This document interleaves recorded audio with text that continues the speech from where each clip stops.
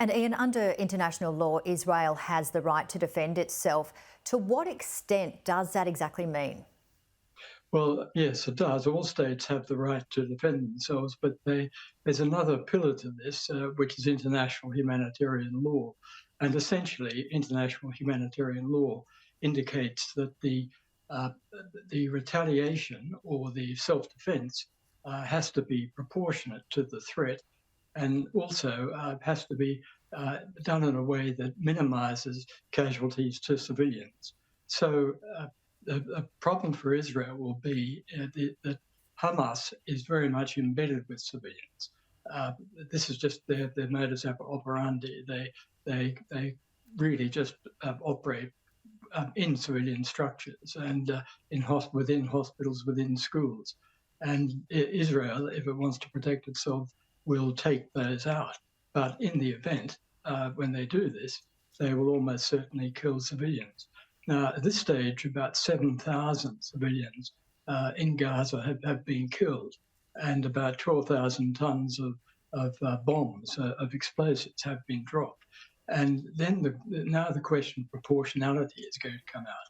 To what extent can the deaths of 7,000 people, over 2,000 of whom are children, really be justified with what is now going to happen?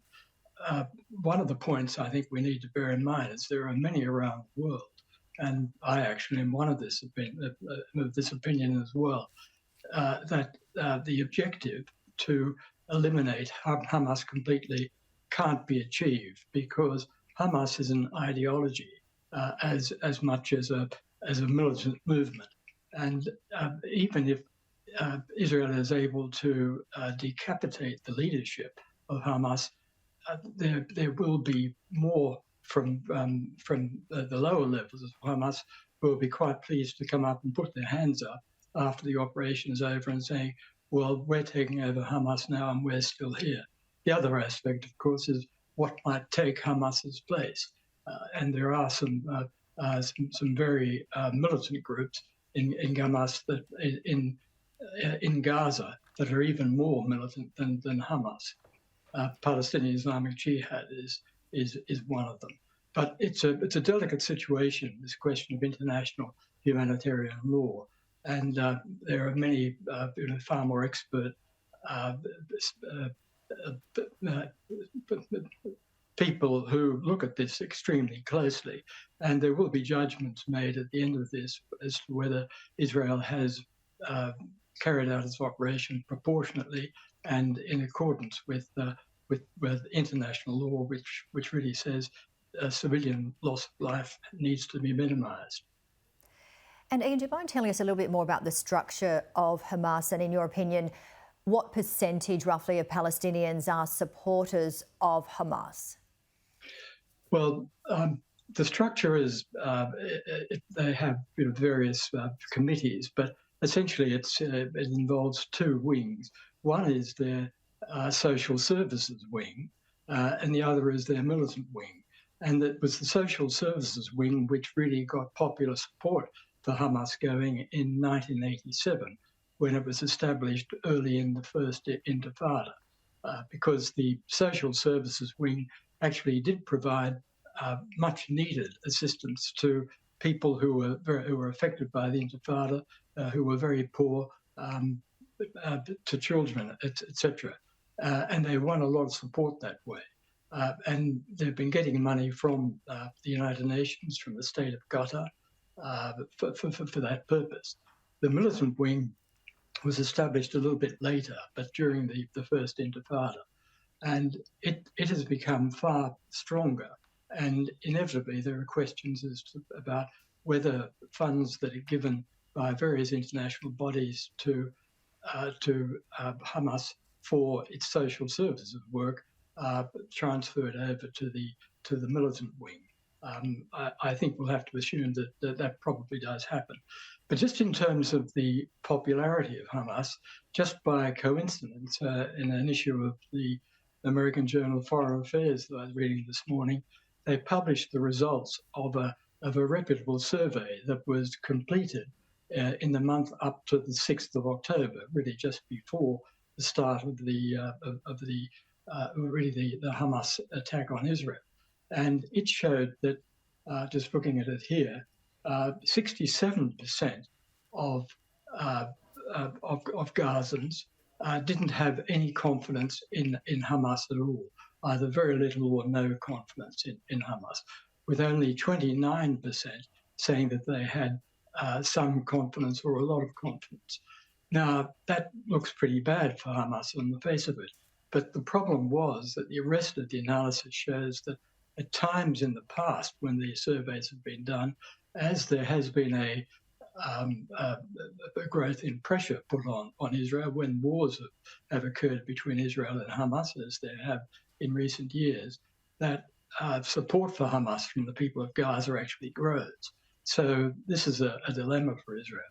The other point I might make is that in terms of what could take Hamas's place, one of the questions that was asked was, would you prefer the current leader of Hamas, Ahmad Haniyeh, or the leader of the Palestinian Authority, Mahmoud Abbas, to be leader of the leader in Gaza?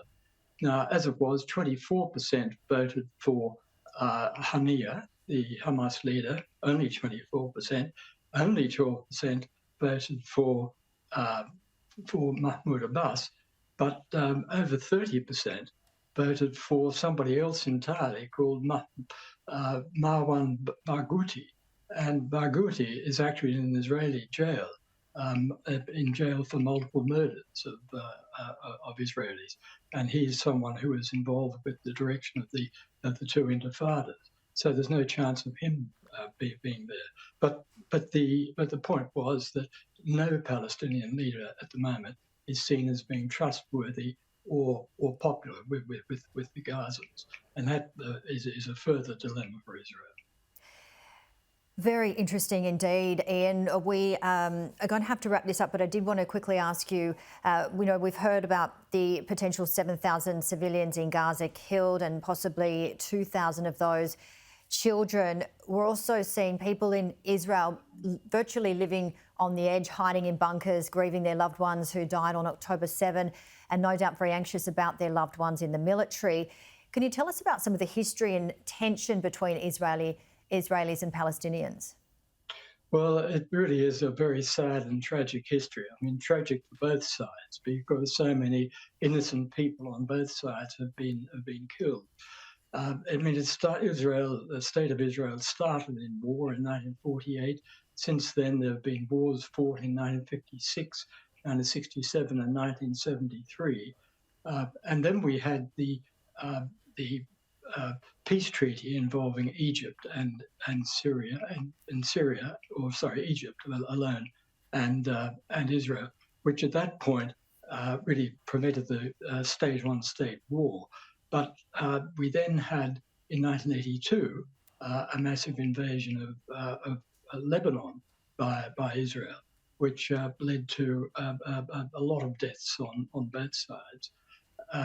The only time I ever felt confident about or felt the sense of optimism about the situation in the Middle East was at the time of the Oslo Accords in 1993 and 1994. But they were really destroyed when the Prime Minister of Israel at that time was assassinated by another Israeli in 1995. And after that, it became impossible for the Accords to be driven through. But since we've had, at the same time, two major Palestinian uprisings, and we've had 4 wars in Gaza, so many people have been killed. It is just something which hangs on in the minds of people both in Israel and in Gaza and in the West Bank for that matter as well. As well as that, there was the 2006 Israeli invasion of Lebanon, which can actually, there are a lot of people hurt on both sides there, but it just shows that none of these problems appears to have a resolution at this stage. So we can expect more fighting and more deaths of innocent people. It certainly sounds that way, and unfortunately we've run out of time, but I'd love to speak to you again. We'd love to get you back and talk more, because we really appreciate your time and insights. Ian Parmeter, thank you so much for your time today. You're welcome.